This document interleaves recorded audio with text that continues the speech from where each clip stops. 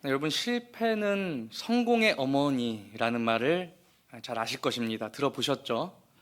실패에 낙담하지 말고 오히려 실패를 발판 삼아 성공을 낳으라는 격언입니다. 좋은 격언이죠. 보통 많은 사람이 실패를 경험하고 마치 그 실패가 전부인 것처럼 생각하며 그것에 걸려 넘어지기 쉬운데, 오히려 그것을 기회로 삼으라는 새로운 발상이죠.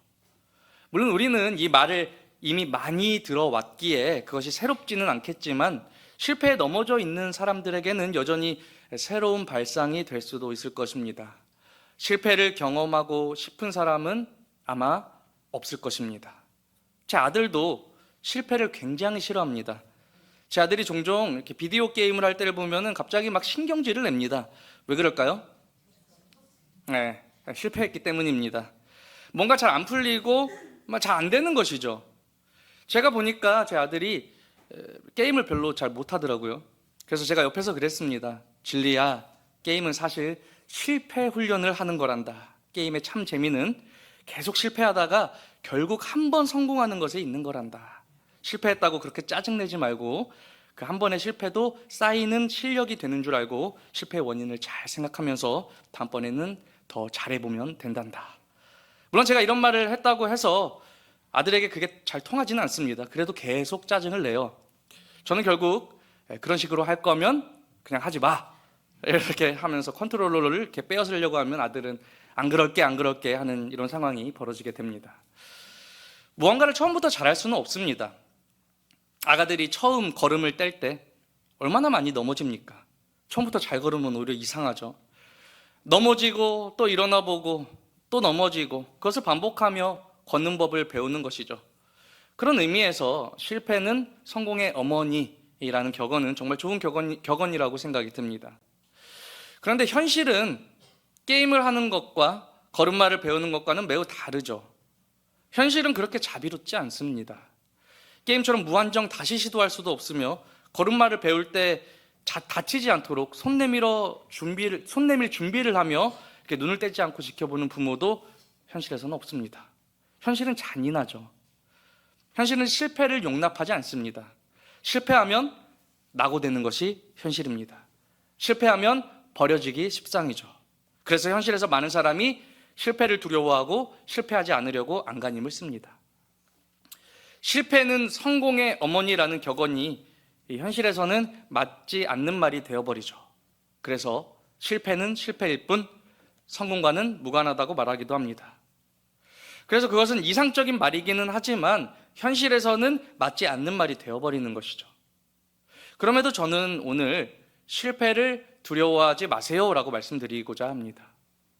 현실은 잔인하더라도 우리 하나님은 은혜롭고 자비롭기 때문입니다. 현실은 실패를 용납하지 않더라도 우리 하나님은 긍휼히 여기시며 용납하시고 다시 일어날 힘을 주시기 때문입니다. 오늘 본문은 예수님께서 베드로에게 네가 나를 사랑하느냐 하시는 이 질문에 베드로가 내가 주님을 사랑하시는 줄 주님께서 아시나이다 라고 대답하는 내용이 전부입니다. 대부분입니다. 이런 대화가 3번이나 비슷한 형식으로 이어집니다.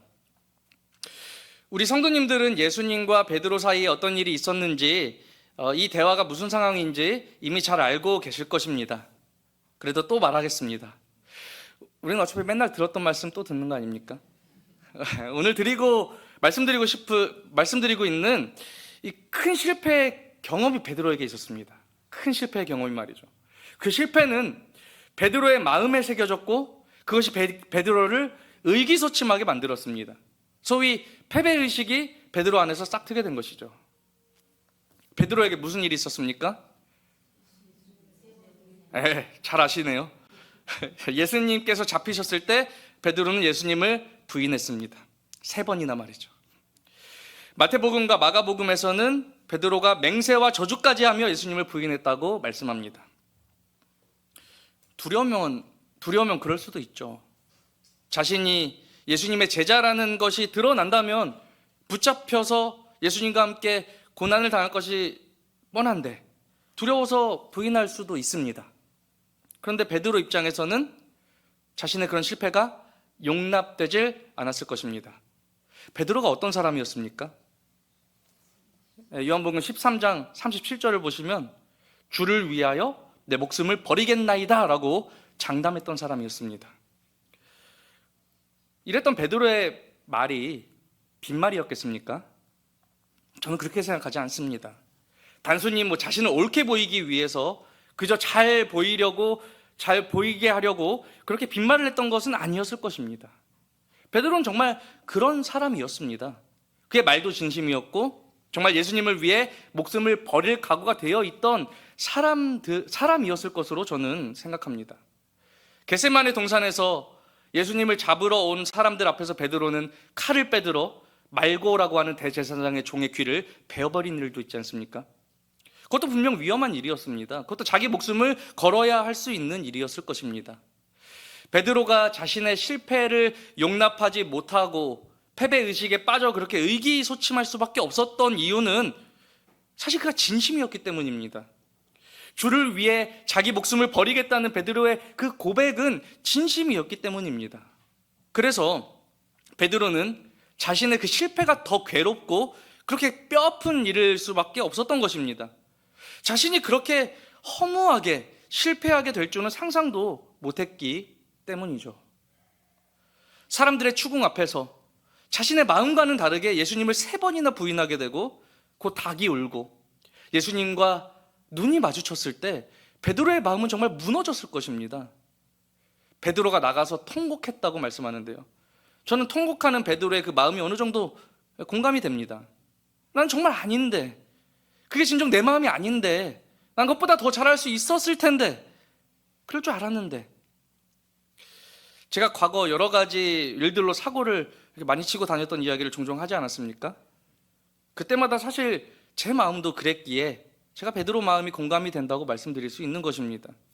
어떤 일을 저지른 후에 제 마음도 그랬었습니다. 이런 결과를 예상했던 것이 아닌데, 나는 더 잘하고 싶었는데, 내 마음은 그렇지 않았는데 하고 말이죠. 어떤 일을 그르치고 싶은 사람이 어디 있겠습니까? 실패하고 싶은 사람이 어디 있겠어요? 그러나 실패라는 확실한 결과 앞에서 하고 싶은 말이 많아도 할 수가 없습니다. 결과가 모든 것을 말한다고 생각하기 때문이죠. 저는 부활하신 예수님 앞에서 예수님께서 이렇게 베드로 앞에 나타나신 장면을 생각할 때마다 항상 안타깝다고 해야 할까요? 마음이 좀 그렇습니다. 왜 그런가 하면 베드로는 예수님 앞에서 항상 적극적인 사람 아니었습니까? 자신이 항상 가장 앞서가야 했고 예수님 앞에서 자신이 항상 최고여야 했던 그런 사람이었습니다. 그런데 베드로는 부활하신 예수님을 만나고도 늘 그렇듯 몸은 적극적이지만 거기 계신 분이 예수님이신 줄을 알고 베드로는 바로 바다로 이렇게 뛰어내려서 예수님께로 달려가지만, 그러나 베드로는 아마 이전처럼 예수님 앞에서 적극적으로 말하지는 못했을 것입니다. 내가 주님을 가장 사랑한다고, 나는 주님을 위해 목숨도 버릴 수 있다고 이전처럼 그렇게 자신 있게 말하지 못하고 의기소침해져 말없이 그저 서 있는 모습이었을 것입니다. 그래서 저는 그런 베드로의 모습을 생각할 때마다 안타까운 마음이 들어요. 베드로는 여전히 이렇게 말하고 싶었을 것입니다. 내가 주님을 가장 사랑합니다. 주님을 위해 내 목숨도 버릴 수 있습니다. 그렇게 소리치고 싶었을 것입니다. 그런데 그럴 수가 없습니다. 그렇게 말하려고 할 때마다 자신이 예수님을 3번 부인했던 장면이 떠올랐을 것입니다. 자신이 예수님을 부인할 때 마주쳤던 예수님의 그 눈이 생각났을 것입니다. 결과가 말해주기 때문에 이제는 그렇게 말하고 싶어도 할 수가 없는 것이죠. 자신의 실패가 걸림돌이 되어버려서 그런 고백을 정말 하고 싶지만 다시 할 수가 없게 되어버린 것입니다. 그러나 먼저 예수님께서 베드로가 감히 할 수 없는 그 고백을 다시 할 수 있게 해주신 것이라는 생각이 듭니다. 오늘 본문 15절 말씀을 우리 다시 한번 읽어볼까요? 15절입니다. 시작. 그들이 조반 먹은 후에 예수께서 시몬 베드로에게 이르시되 요한의 아들 시몬아, 내가 이 사람들보다 나를 더 사랑하느냐 하시니 이르되 주님 그러하나이다. 내가 주님을 사랑하는 줄 주님께서 아시나이다. 이르시되 내 어린 양을 먹이라 하시고. 아멘. 네가 이 사람들보다 나를 더 사랑하느냐 하신 예수님의 질문은 아마 베드로가 가장 말하고 싶었지만 감히 하지 못한 말이 아니었을까 싶습니다. 내가 누구보다 주님을 사랑합니다 라고 말하고 싶어도 실패의 그 결과가 그 말을 무색하게 하기에 감히 말하지 못하는 것이죠. 예수님의 질문에 베드로의 대답은 의기소침해 보입니다. 내가 주님을 사랑하시는 줄 주님께서 아십니다. 저는 베드로의 대답이 이렇게 들립니다. 주님, 제 마음은 여전히 그렇습니다. 내가 주님을 가장 사랑한다고 저도 그렇게 말하고 싶습니다. 그런데 저는 실패하지 않았습니까? 제가 감히 어떻게 그렇게 말할 수 있겠습니까? 그런데 예수님께서는 네가 나를 사랑하느냐 하는 질문을 3번이나 반복하십니다. 17절에서 예수님께서 마지막 3번째로 물으실 때는 베드로가 근심했다고 말씀하는데요. 이 근심의 이유가 무엇인지 궁금합니다. 오늘 본문은 베드로의 감정과 생각을 따로 이렇게 설명하지 않기에 우리가 그저 상상해 볼 수밖에 없을 텐데요. 먼저 예수님께서 같은 질문을 왜 3번이나 반복하시는지 걱정이 돼서 베드로는 근심했을 수도 있습니다.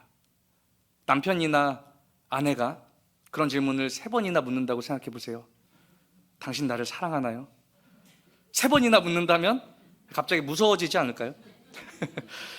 내가 뭘 잘못했나? 혹시 뭔가 서운하게 했나? 뭐지? 이렇게 갑자기 근심하게 될 수도 있을 것입니다. 혹시 그것 때문 아니냐고 갑자기 다 실토하게 되고 그런 것도 있었느냐면서 갑자기 분위기 싸하게 되죠. 그러나 여기서 베드로의 근심은 그런 것은 아닌 것 같습니다.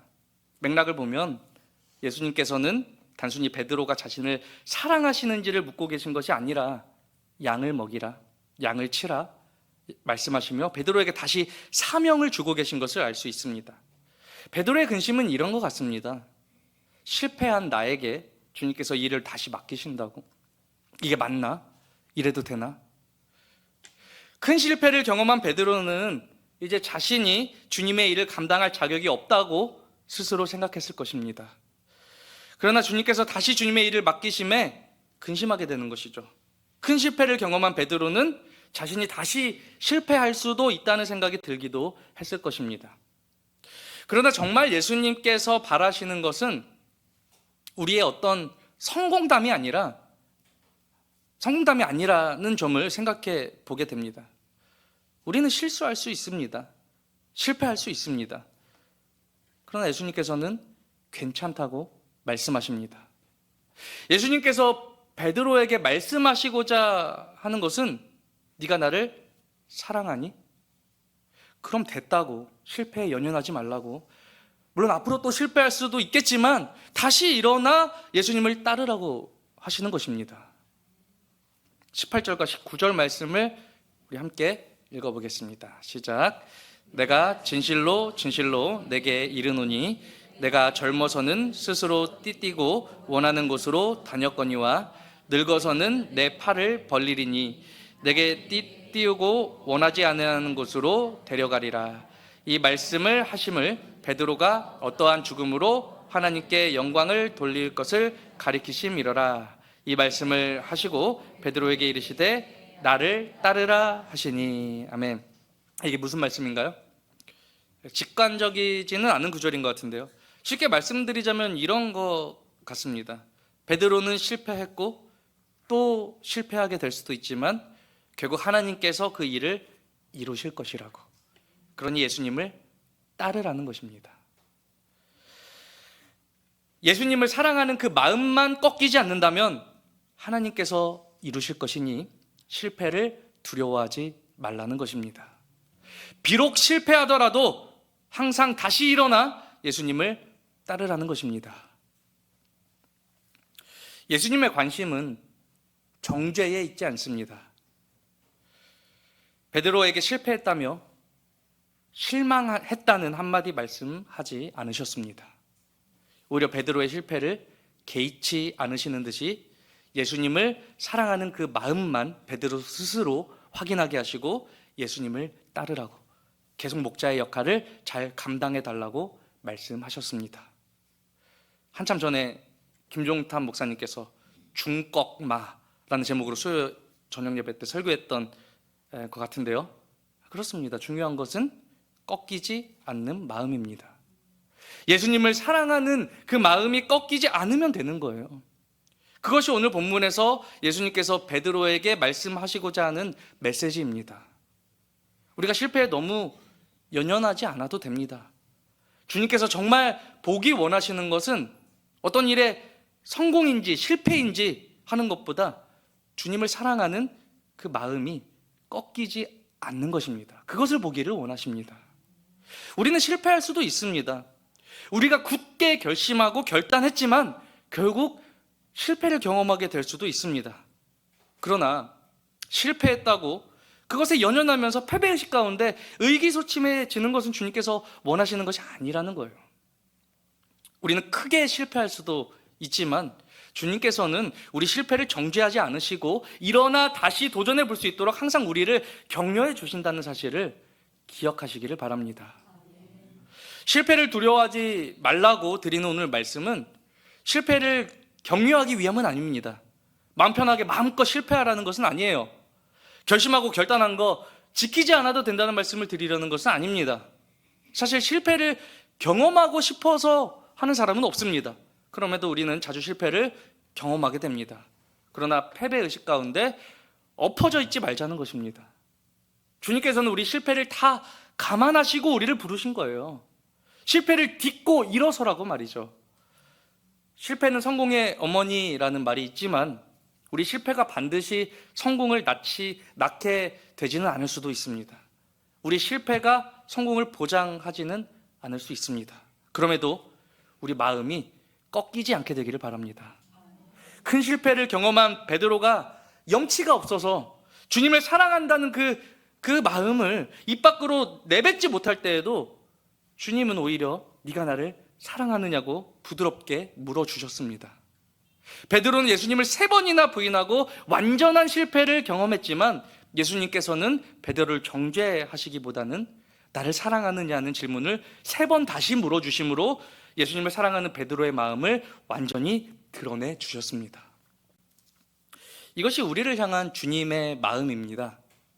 우리의 실패를 스스로 바라보며 이 패배의식에 빠지기보다 주님을 사랑하는 우리 마음을 확인하며 일어나 힘을 내서 주님께서 주신 사명을 잘 감당하시기를 주님께서는 바라십니다. 결심하고 결단한 것들을 지키지 못했다고 나는 안 될 놈이라고 생각하지 마시기를 바랍니다. 결국 우리는 그런 연약한 우리 결심과 결단으로 사는 인생이 아니잖아요. 우리는 우리의 결단과 인생으로 우리가 어떤 일을 이루는 것이 아니잖아요. 주님을 사랑하는 마음으로 우리는 항상 새로운 결심과 결단을 해보고는 하지만 우리의 연약한 결심과 결단으로 되는 것이 아니라 주님의 인도하심을 따라 또 주시는 풍성한 사랑과 은혜를 따라 우리가 새롭게 되고 잘 감당하게 되는 것인 줄 우리는 알게 됩니다. 물론 나는 안 될 놈이죠. 그러나 주님께서 되게 하십니다. 나는 굳게 결단한 것도 제대로 지키지 못하지만 결국 주님께서 하십니다. 중요한 것은 주님을 사랑하는 그 마음이 꺾이지 않는 것입니다. 내가 실패했다고 주님께서 나를 사랑하지 않으신다고 생각하지 마시기를 바랍니다. 우리 실패도 이미 다 감안하시고 주님께서는 우리를 죽기까지 사랑하신 것입니다. 실패하는 우리 모습도 사랑하신 예수님을 본받아 실패의 상황 가운데에서도 우리도 서로를 정죄하기보다 더 잘해볼 수 있도록 서로를 격려하는 모습을 보여줄 수 있어야 할 것입니다. 신앙생활을 오랫동안 하다 보면은 이런 생각을 때로 하게 되는 것 같아요. 나는 안 되나 봐. 하나님 뜻대로 사는 일에 실패를 거듭 경험하다 보면 그런 생각이 들기 쉽죠. 나는 안 되나 봐. 그래서 안 되는 건 안 된다고 생각하고 그냥 포기하고 내버려 두기 쉽습니다.